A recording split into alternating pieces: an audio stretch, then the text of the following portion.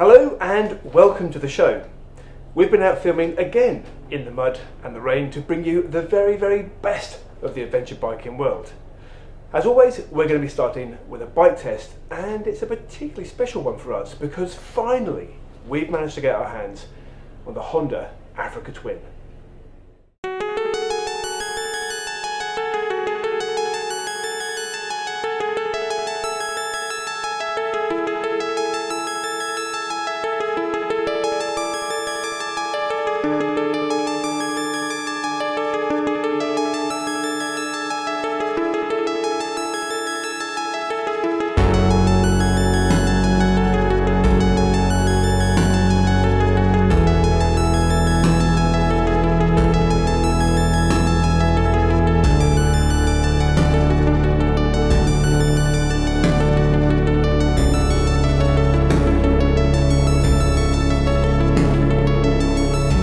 We have been hearing rumours of a new Africa Twin for quite some time, and we did see what appeared to be a new Africa Twin back at the bike show in 2014.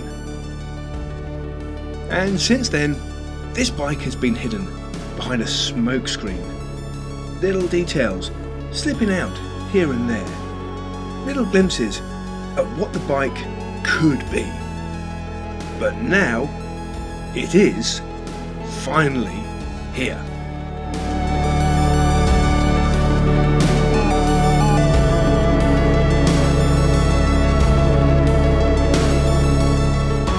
So, I'm here, the bike is here, it's raining again, but that's enough messing around and moaning.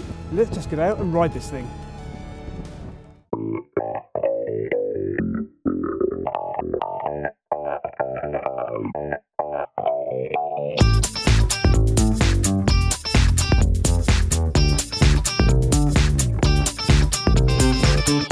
Honda have not been known for bikes that get your heart racing over the last decade. They've seemed to focus more on great entry-level machines. And yet, with the new Africa Twin, they seem to have ticked both boxes. And it's a brave step indeed. Where other manufacturers are going bigger and more powerful in terms of bikes and engines, the new Africa Twin is slimmer and less powerful. And deliberately so. Honda claim this bike is about being 70% focus for use off the tarmac.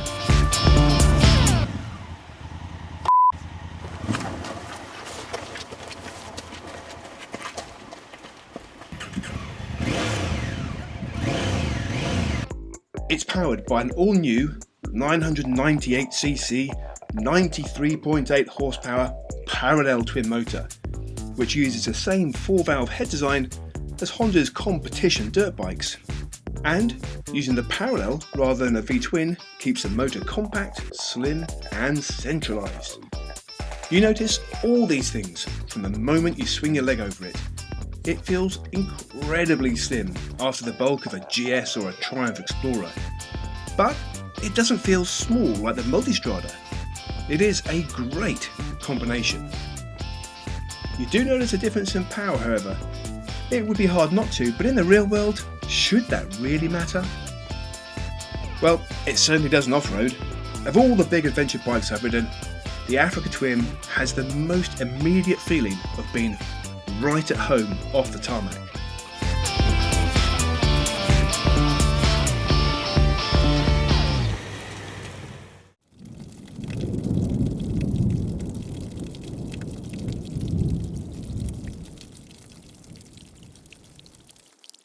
Now, before I give my verdict on this motorbike, we've got to remember that it was designed to go 70% off-road, and there's no way I can do that bike justice off-road.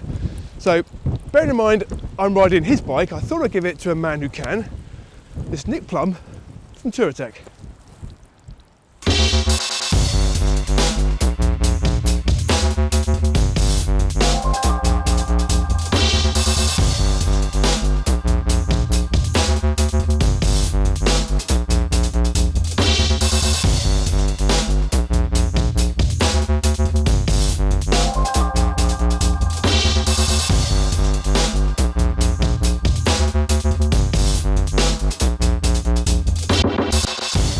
does feel a really slim bike when you're on it. I felt it did. It had enough power off-road. I think it could do with a little bit more grunt at the bottom. Again, I haven't done loads on the smaller capacity bikes like the BMW 800s and the Triumph Tiger 800s, but I would definitely say that when you compare the Honda Africa Twin, I think you've got to be comparing it towards those bikes, not the bigger bikes.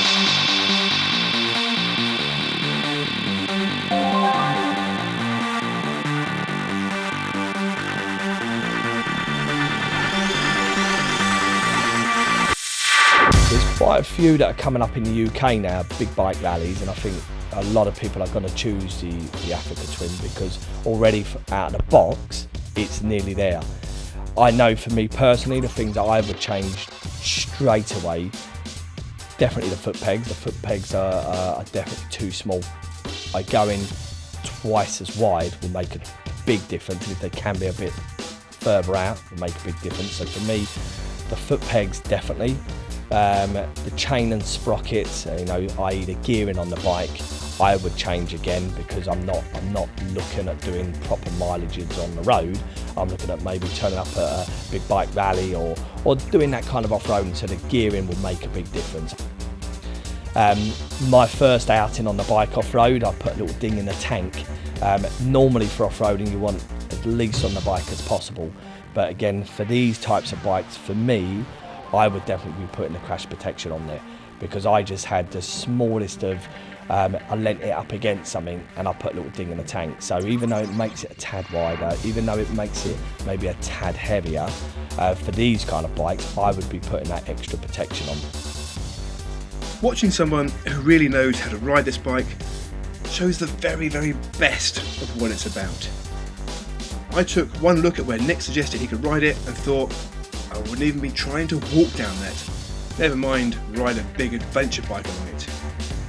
But in the hands of an expert, the Africa Twin just ate it all up.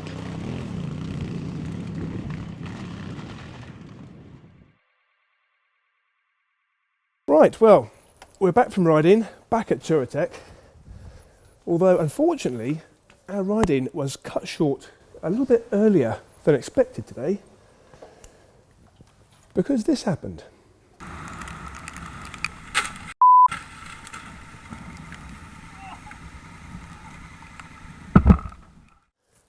This is not the last you'll see of this bike, because over the next few months we're going to be doing a test that will include every single model of the Africa Twin that Honda have produced, and we will also be putting it head to head against the GS and the KTM 1190. Right. What did I think of the new Africa Twin? I really, really like this bike. I liked it a lot. I was hoping I was going to like it, and I genuinely did.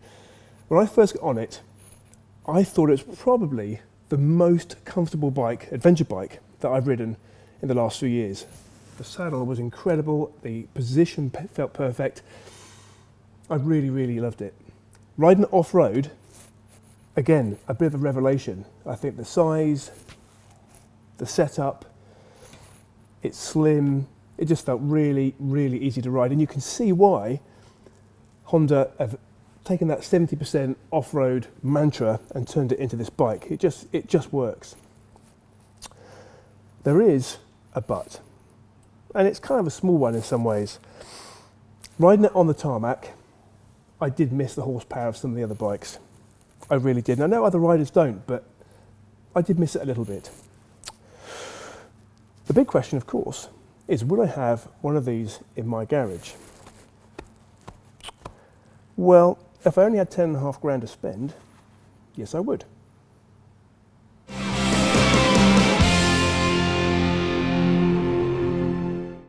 On last month's show, we had a fantastic Under the Visor with Charlie Borman, and not long after he finished filming with us, he was off to Portugal to film the launch of the Triumph Tiger Explorer.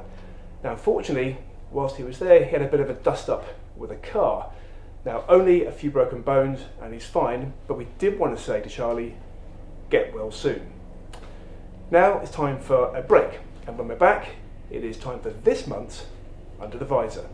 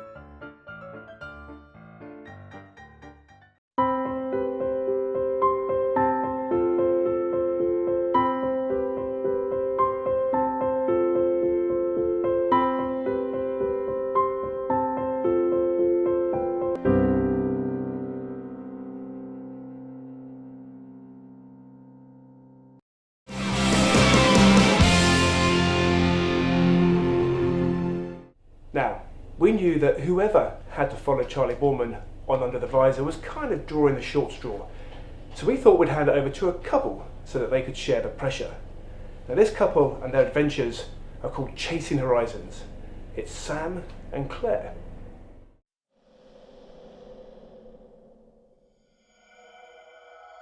James Cargo Motorcycle Shipping sponsors Under the Visor. Hi there, I'm Claire. And I'm Sam. And we're both adventure bike riders. We are. Do you want us to do that? That was really awkward. Why do you want to say adventure I don't know. bike ride? Okay.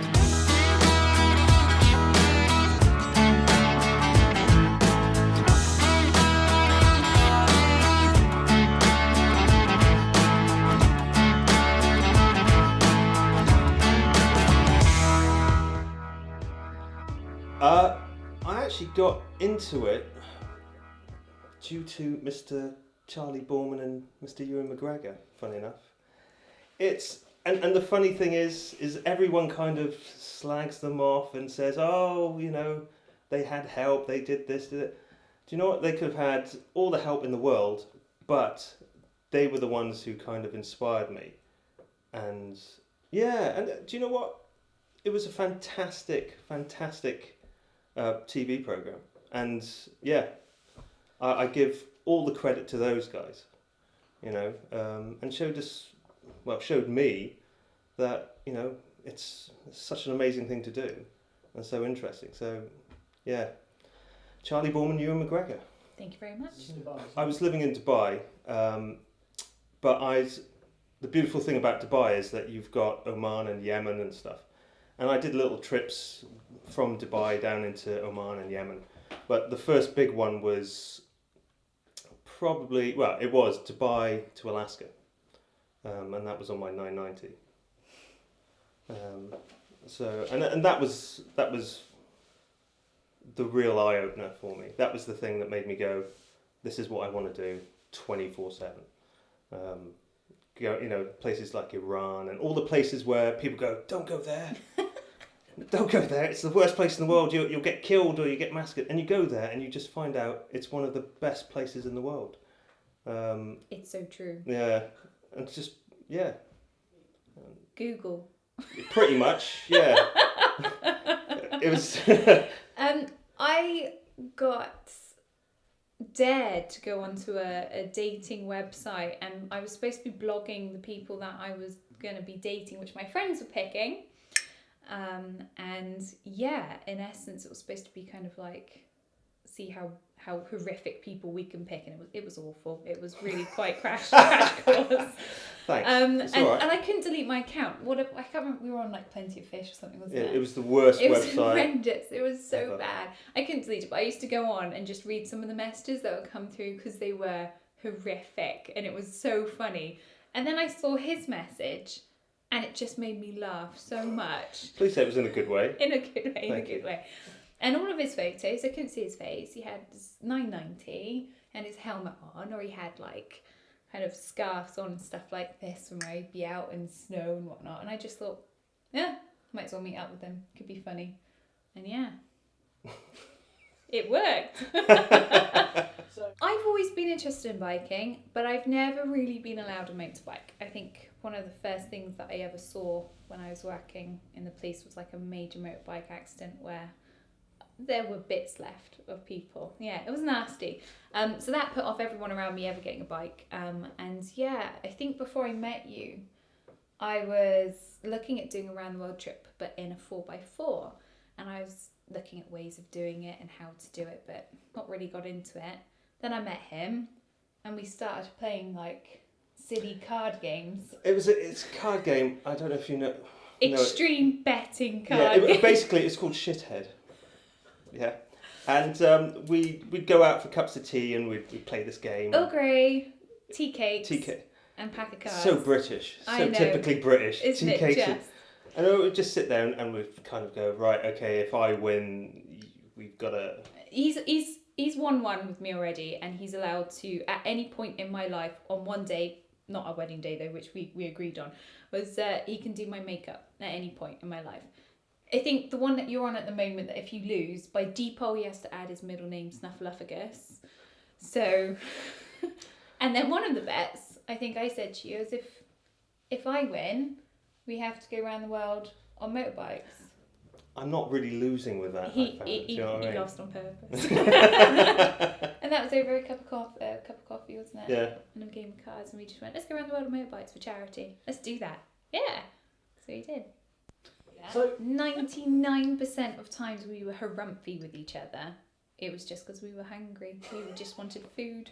As soon as we ate, we were tired. we were tired and and hungry. Yeah. As soon as you stop, sit, eat, you kind of go, don't quite know why I was a bit grumpy. Sorry about that. Yeah, but I think that if we say to anyone that one rule is to, Yeah, go to if you're going to have an argument, you're going to have an argument. Don't be under any illusion that it's not going to happen. The Wizard of Oz, Yeah. la-di-da. Is get it over and done with, shout, scream, whatever, finish and move on. That's And the it. annoying thing between us, anyway, is that when we argue, I think a lot of the time when he gets angry, I find it funny. So after a while, I start laughing, and then he can't help it, and he No, I know. starts It's not like I can't help it. I just give up. I just go, do you know what? Hey, there we are. And so it does end up alright at the end of the day. Yeah. But there are days where it's difficult. But I don't think there was any day that I kind of thought, God, I hate this guy. No. I might have said it a couple of times, but I didn't mean it at the end of the day. Yeah. There are a few times I think where I've just gone. Oh, this is really tough. This is. Yeah, I just want to go. Right, get this. We were at a campsite in Namibia, and we turned up. Not only this was another grumpy night, it was hilarious. He nearly set fire to half Namibia. It was brilliant. Was it Namibia? Yeah. Yeah. And we're at this campsite, and this guy sold us some wood for a fire. It was only like, in essence, $1 or something. But No, it wasn't Namibia. It was Zambia. Zambia. I knew it was Zambia. Sold us this wood, and it was, in essence, it was petrified wood, so you can't burn it. And he spent about an hour trying to light this bit of wood, whilst I just sat there with the MSR stove and made some pasta and eggs to cook up. And he was like, I'm going to get this fire started. I'm going to get this bloody fire started, whether it kills me or not. And he decided, It's a matter of pride at that and it'd point. been a massively long day, and he decided to put a little bit of petrol on it. So he got his petrol. Yeah, but it wasn't lit. I'd been No. trying, and there was a little There was ember a little in ember there. in So I there. thought I'd just pour a bit Bit of from the petrol. MSR thing, and literally up in the thing, I just went through the MSR thing, hit the It ground. All the rolled. lit petrol just rolled everywhere, and basically we were right next to this field of dried kind of grass. Set the grass on fire. This massive circle. And I'm trying to step it out with my motocross boots, and my motocross boots set on fire. Oh yeah, they were on his city boots were on fire, yeah. And all I could do was laugh. Yeah, I couldn't you're do anything, useless. honestly. I was laughing so much I couldn't stand up, which was awful because we nearly burned down like half a village. And eventually we got all the fire out, or he did because I was laughing. Went to bed, and then in the middle of the night, well, it wasn't even that, about an hour later, all you heard was and we were like, what the hell is that? And there was this one song, and it was on repeat, and it went on until like 4 a.m, and we were tired, pasta and eggs, weren't happy with our bit. Oh, we were led there going, oh my God, that's awful. We got up and stuck our head out of the tent. It was over this little bush next to us, and we were like, what are these people doing? Next morning, this guy who sold us this petrified wood came up and said, oh, okay. Collected his petrified wood so he could sell it to the next bugger that turns up. And he's like, oh, next door, tribes people, you go see, you pay, and you go see. And we went, very, authentic. authentic. And I went, what? And I went to the hedge and went, the people there, just through the hedge. Yeah, authentic. And I went, they were playing drum and bass all night. They're not authentic. What are you talking about? It's like, oh, not much money. You pay. They have makeup. I was like, no, we're going. Yeah, but you have this kind of idea of what a certain country like Africa is going to be like, and you go there, and it's nothing like you imagine. Nothing at all. We much. actually did it. We sold everything. Yeah. We sold the house. Yeah, I spent a lot of time doing up and selling houses before I met Sam, and so I was saving to do a round the world trip or something like that anyway. Met Sam, and yeah, we just sold up everything everything. And plus we worked from home. We worked around the clock. Mm. We didn't go out. We didn't have takeouts. We didn't do, people buy snazzy things, go out shopping, get clothes. We looked like tramps for like a year, honestly. Sorry, we actually do still look like tramps, yeah, but a little bit. We cut everything out. Any kind of luxury. I think we got well excited because we went to the cinema once or something, didn't we? And sacrifice. Anyone can do this trip. Anyone can do this trip and finance it. You just have to be willing to make the sacrifices. And I think it was a case of we were very lucky in that we had the support from people like Katie and Basel and the Endurostan and stuff. Yeah. For like some of the items that we had, some people wanted us to test a lot of prototype stuff. And that's just from us kind of talking too much and annoying them. Give her something, she'll shut up. But no, we're genuinely interested in a lot of the products and stuff. So some of the stuff that we were given to test out, that helped us as well. Saved us a few bob here and there. Scratching behind sofas, really. So I think, that's... Yeah, but do you know what? At the end of the day, our budget was good for us, but we know people who've done it on... We could have done it on a lot less. Hindsight, we could have done it on a lot less. But at the same time, you could turn around and say the complete opposite. We could have spent a mint doing what we would have done. Yeah. Yeah, in essence, really strict saving and sold everything. Okay. Other than the sofa and piano, which my mum had. poor mum. Russ Malkin. Funny enough, it was Russ Malkin. The thing is, what we'd seen previously. We thought, okay, we're doing this trip. We're very lucky to do a trip like this. Yeah. And we first and foremost, if we can help someone or some charity, then why not?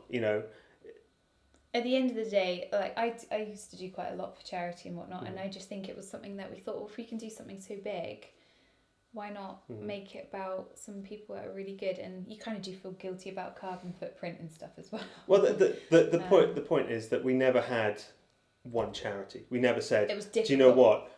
This is the charity I'm focused on, because there's so many good causes out there. So we kind of thought, you know what?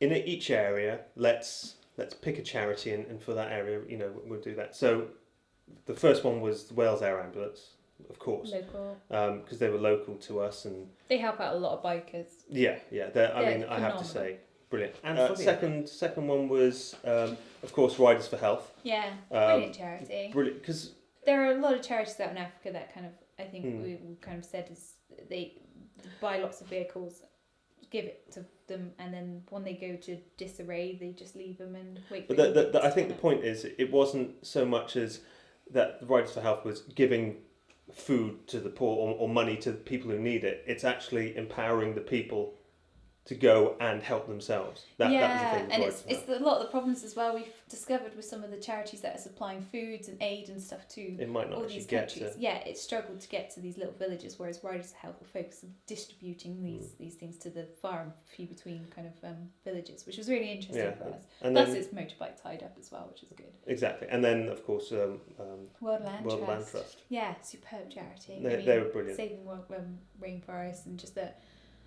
Because eventually we wanted to get down to South America, and they had so many kind of little setups down there as well. They just do such a phenomenal job, really they do. And we were quite passionate about, trying to. You're quite keen on the environment and climate change and all that. I'm not actually all about climate change. I don't want climate change to happen. No, not all about climate change. That's just. But it's just our way of trying to help out.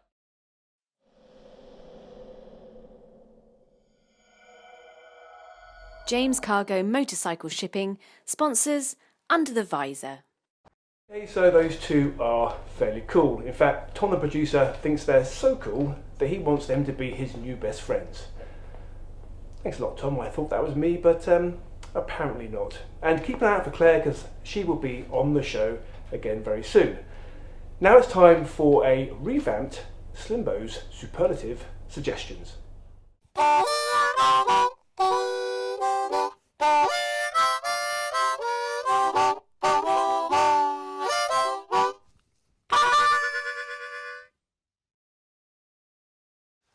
Hello chums, and welcome to the latest Slimbos Superlative Suggestions. You may have noticed that we've got a bit of a new logo going on. We've gotten posh, but most importantly, I'm wearing a hat. Anyway, this month, what we're going to do this month is tell you all about how to solder something when you haven't got a soldering iron. What you'll need, simple, a lighter, a paper clip, this one's a bit mullered, it's been in the bottom of my bag for a while, and some solder. Now obviously, if you don't smoke, you don't need a lighter, but these are great. Little throwaway lighters, brilliant.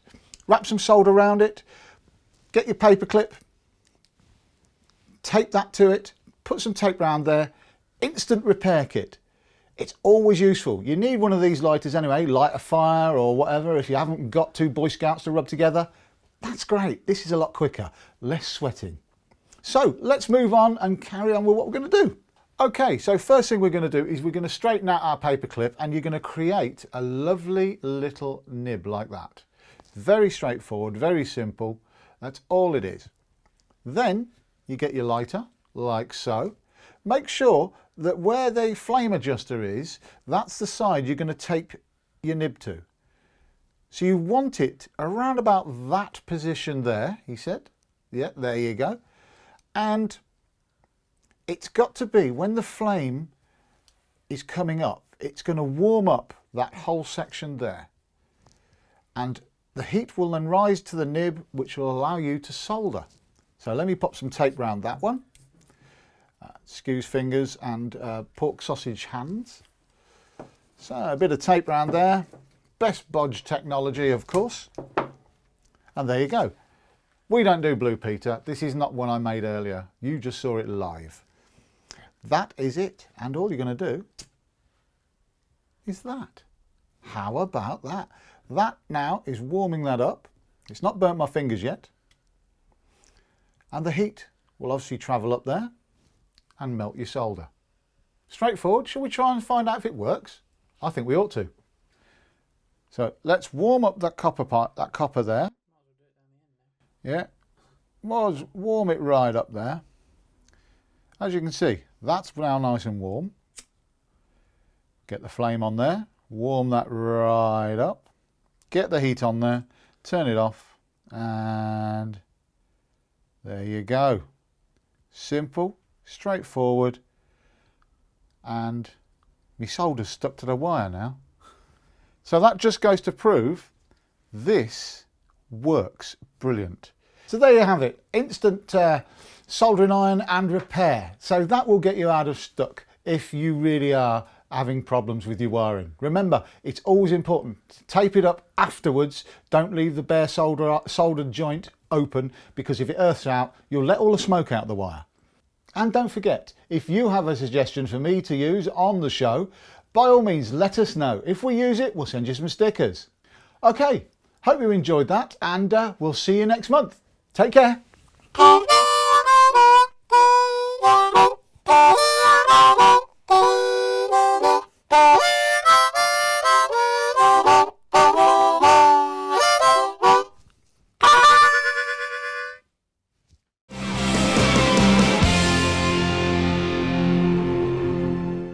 As always, an outstanding travel hack from Slimbo. Now after the break, we have one of our great travel adventure films, and we give you a guide to camping stoves.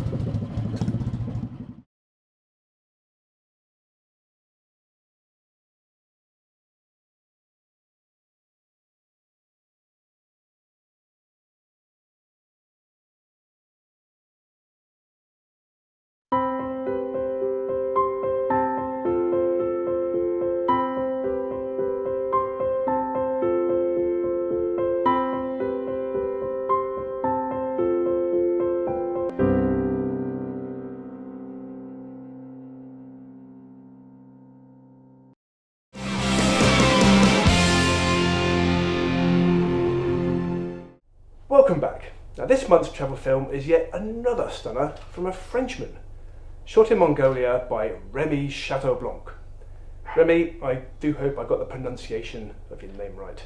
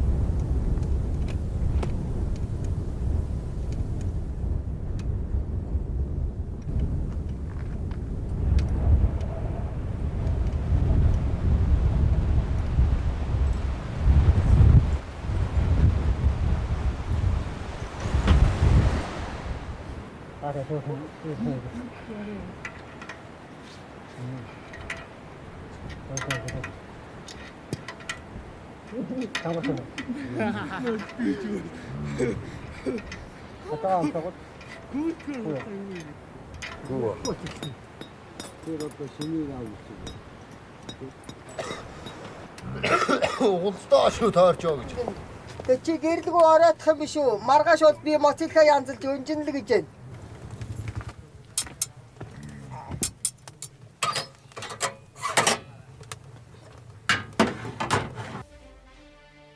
Soyez les bienvenus si vous nous rejoignez. Voici le journal de Marc Fauvel. Bonjour Marc. Bonjour à tous. Qu'est-ce que je dois faire là maintenant? Vous voulez me relancer sur...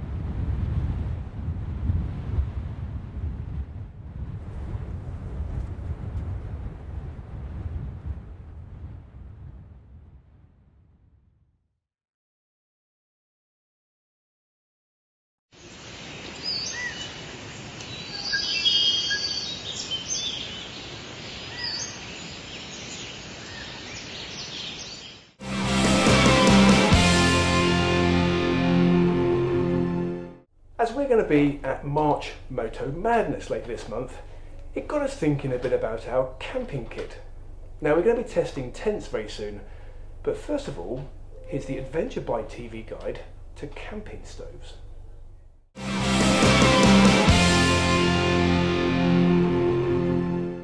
Now, you wouldn't necessarily believe it looking at the weather today because it's raining again, but the season for touring and camping is almost upon us. Now camping of course means cooking, and cooking means stoves. And in theory, what could be easier than lighting a camping stove? Well, some of us managed to make a meal of it. Nathan? Okay, so for the first time on our own we are lighting a primer stove, which is terrifying.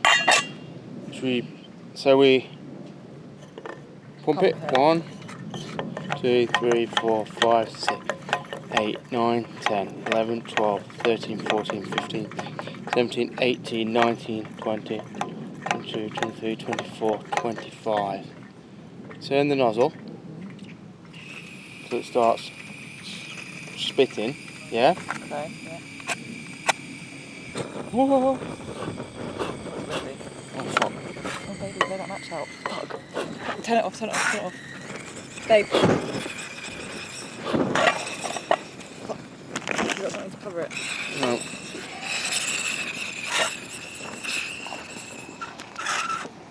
Okay. Okay, it's burning out. I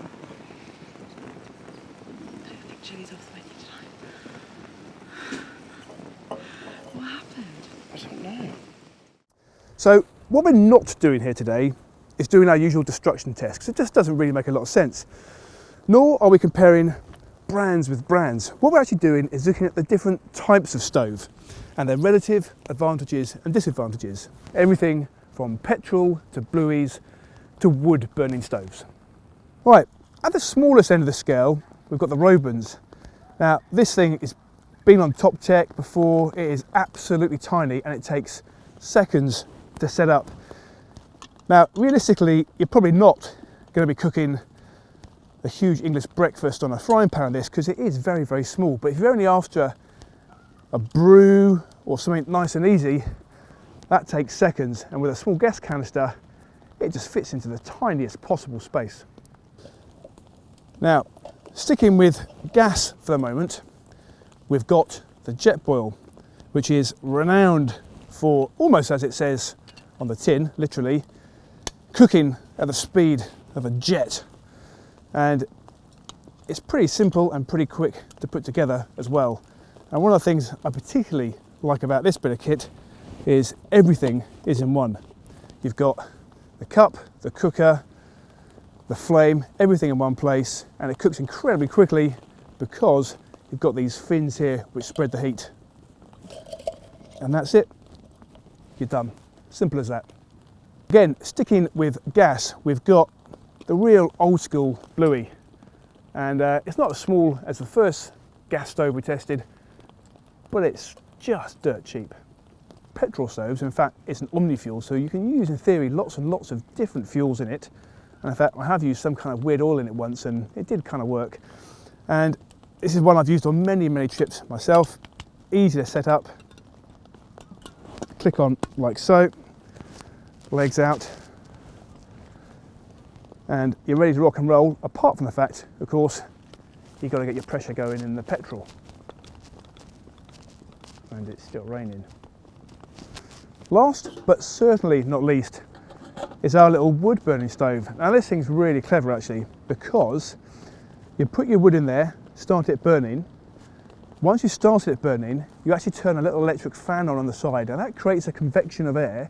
And eventually, that convection of air becomes strong enough itself that it starts charging the battery and turns the fan around itself and creates a little turbo effect. As it's charging the battery, you've actually got a USB on the side as well, so you can charge your phone, etc. And one of the great things I really love about this is it's a real talking point around campfires. However, you've got to have dry wood to get it started. So we are looking at 3 different times here. The first is the setup time, meaning how long it takes until the stove is lit and ready to cook on. The second is how long it takes for each stove to boil 25 millilitres of water. The third is the combined time. So, as we can see, the tiny Firefly stove took no time at all to set up, only 1 minute and 4 seconds, closely followed by the old blue budget stove. But amazingly, despite all its components, the Jetboil, helped by an internal lighter, takes only 1 minute and 34 seconds. And after only 58 seconds of being on the heat, the jet oil has done its job. Surely those fins on the pot are helping, to a total time from start to boil of just 2 minutes and 32 seconds. The whisper light needs to get up to heat, which takes just a little longer. Where Nathan went wrong was not lighting a tiny bit of fuel on the stove before turning the gas on. You've got to allow the stove to heat up. Then gradually the flame turns blue and then it is ready for cooking. In fairness to Nathan, it took me almost 2 weeks of my trip down to the Gambia to perfect the knack of avoiding the yellow fireball. Whilst this has been happening on the whisper light, the tiny firefly has come to the boil. After such a quick setup, the 2 minute and 35 second boil time seems like an age. Despite it having a longer setup, the whisper light has the second quickest boil time of 1 minute and 56 seconds. Meanwhile, Tom is still trying to get the BioLite stove up and running. I think he's using some lighter fluid here. It does come with some firelighters, but we've used them up, so Tom is improvising. Finally, Old Blue has brought the water to the boil, showing how inefficient these old stoves are, with the longest boil time of 5 minutes 38 seconds. He is old and cheap, and it shows.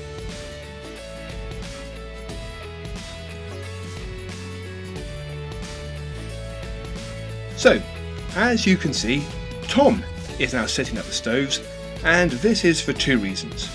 Firstly, because it was just too wet to do it on the day of filming, and secondly, because he is just better at it than me.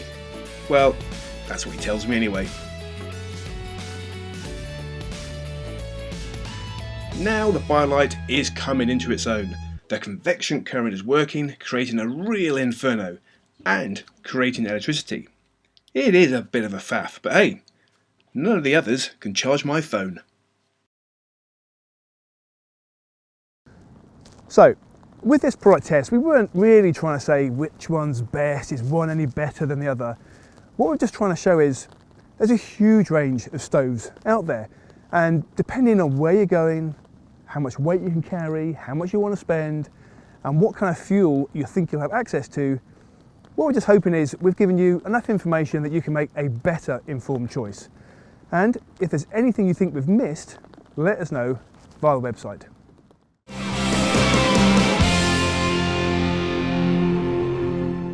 Well, that was the show. Thanks as always for watching, and stay tuned in as we've got some very exciting announcements coming up soon.